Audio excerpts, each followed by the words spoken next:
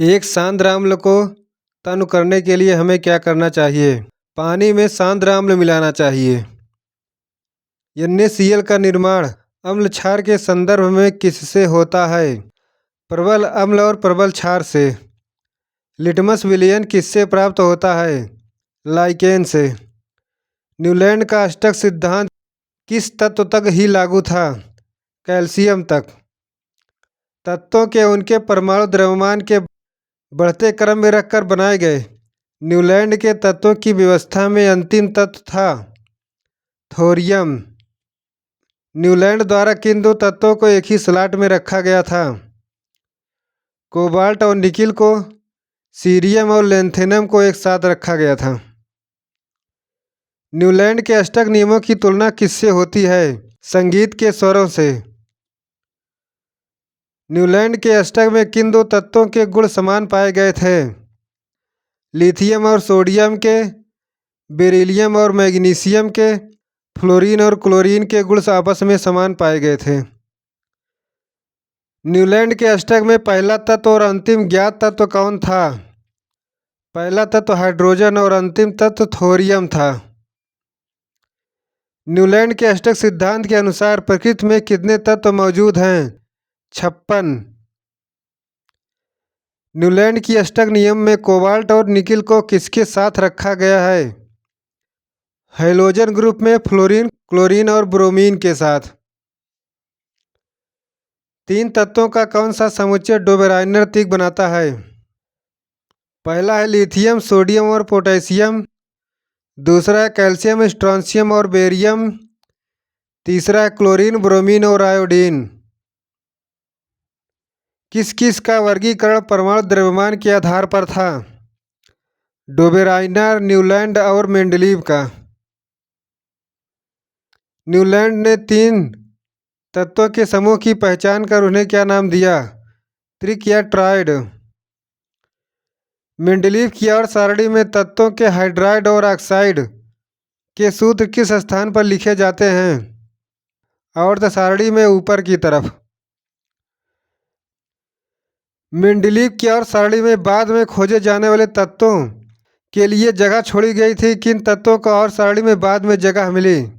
Gallium, germanium और scandium को। Mendeleev की और सारणी कब प्रकाशित हुई थी? 1872 ईस्वी में जर्मनी में। लेकिन मेंडलीव ने और सारणी का आविष्कार 1869 में किया था। जब मेंडलीव ने अपना काम शुरू किया था तब कितने तत्व ज्ञात थे? 63। मेंडलीव द्वारा बनाए गए आवर्त में 9 वर्ग और 7 आवर्त थे। आधुनिक आवर्त सारणी किसके द्वारा प्रस्तुत की गई थी? 1913 में हेनरी मोजले के द्वारा। मेंडलीव की आवर्त सारणी में कौन सा तत्व एका एल्यूमिनियम की जगह लेता है? गैलियम। आवर्त सारणी में एक समूह में मौजूद तत्वों में किसकी संख्या समान होती है? संयोजी इलेक्ट्रॉनों की। आधुनिक आवर्त सारणी में फास्फोरस को किसमें रखा गया है? 15वें समूह और तीसरे आवर्त में। संकरण तत्व क्या होते हैं? वह तत्व जिनके दो सबसे बाहरी सेल अधूरे होते हैं।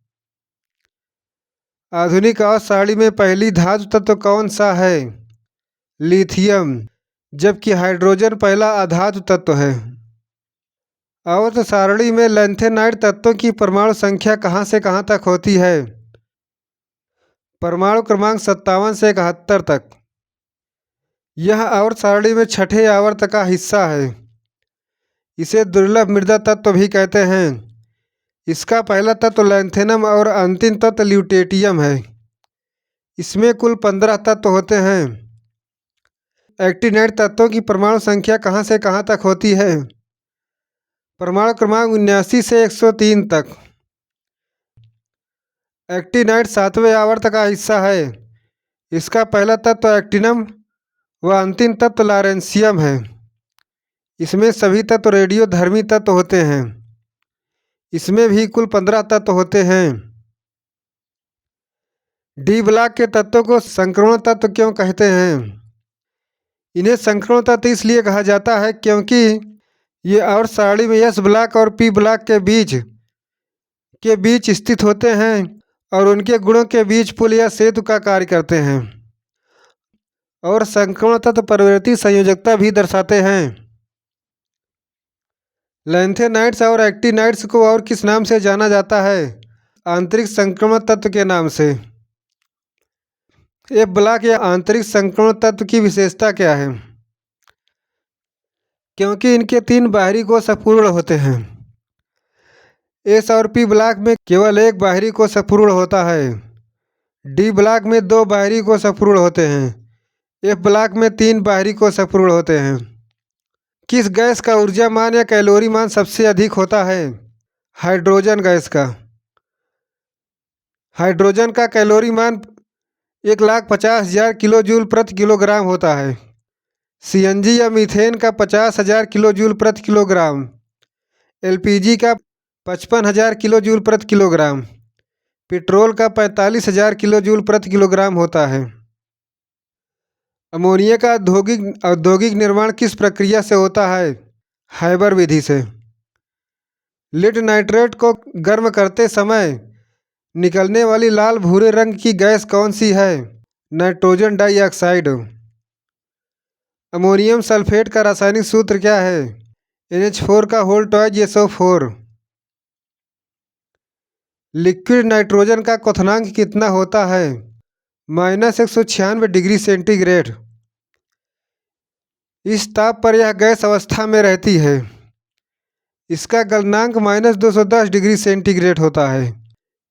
-210 डिग्री सेंटीग्रेड पर यह ठोस अवस्था में रहती है। किस गैस को हंसाने वाली गैस या लाफिंग गैस के नाम से जाना जाता है? Nitrous oxide. इसकी खोज जोसेफ प्रिस्टले ने की थी। फास्फोरस को पानी में क्यों रखा जाता है?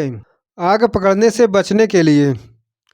क्योंकि फास्फोरस हवा में अपने आप जलने लगता है, इसीलिए इसे जल में डुबा कर रखा जाता है। माचिस की तीली में लाल फास्फोरस का उपयोग किया जाता है। फास्फोरस की परमाणुकता कितनी है? 4 होती है। ब्लीचिंग पाउडर या विरंजक चूर्ण बनाने के लिए किस गैस का प्रयोग किया जाता है? क्लोरीन गैस का। जब बुझे हुए चूने पर क्लोरीन गैस की क्रिया कराई जाती है तो ब्लीचिंग पाउडर का निर्माण होता है। बुझा चूना का सूत्र है COH का होल ट्वाइस। रोगाण मुक्त पेयजल बनाने के लिए किस रसायन का उपयोग किया जाता है? ब्लीचिंग पाउडर का। ब्लीचिंग पाउडर का रासायनिक नाम कैल्शियम ऑक्सीक्लोराइड है। विरंजक चूर्ण को जल में मिलाने पर कौन सी गैस निकलती है? Chlorine gas. क्लोरीन गैस का रंग कैसा होता है? क्लोरीन हल्के पीले रंग की तीखी गंध और दम घोटने वाली गैस है।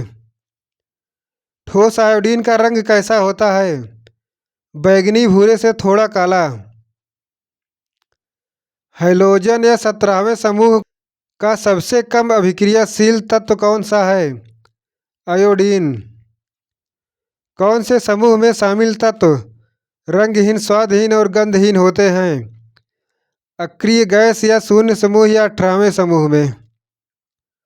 प्याज काटते समय आंखों में जलन पैदा करने वाला कौन सा यौगिक है? सल्फर। किसकी उपस्थिति के कारण हमें LPG सिलेंडर लीक होने का पता चलता है? मिथाइल मरकैप्टन के। LPG में गंध के लिए सल्फर गैस के यौगिक मिथाइल मरकैप्टन को मिलाया जाता है। सल्फर की परमाणुकता क्या है? बहुपरमाणुक। सल्फर बहुपरमाणुक होता है, इसकी परमाणुकता 8 है। सल्फर हमेशा अपने आणविक रूप S8 के रूप में पाया जाता है। शुष्क बर्फ क्या है? ठोस कार्बन डाइऑक्साइड। शुष्क बर्फ पिघलती नहीं है, यह सीधे ठोस से वाष्प में बदल जाती है।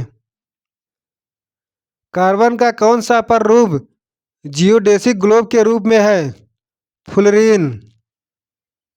फुलरीन की संरचना जियोडेसिक ग्लोब या फुटबॉल जैसी होती है। ग्राफीन क्या है? ग्रेफीन कार्बन का ही अपर रूप है। ग्रेफीन कार्बन का ही अपर रूप है जो ग्रेफाइट से प्राप्त होता है, जिससे कागज से ही पतली शीट बनाई जाती है।